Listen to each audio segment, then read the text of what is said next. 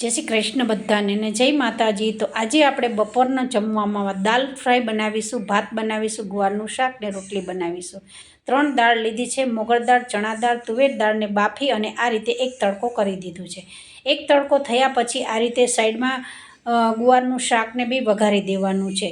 વધારે પડતું લસણ નાખી અને ગુવારનું શાક બી આ રીતે ચટણી બનાવી અને તૈયાર કરી દીધું છે। ત્યાર પછી આ બીજો તડકો આપણે દાળમાં કરવાનો છે, જે દાળ આપણે ડબલ તડકાવાળી બનાવવાના છીએ।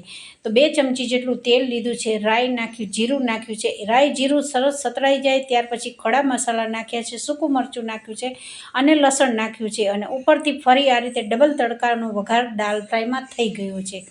ગરમા ગરમ સાઈડમાં રોટલી બી તૈયાર થતી હતી।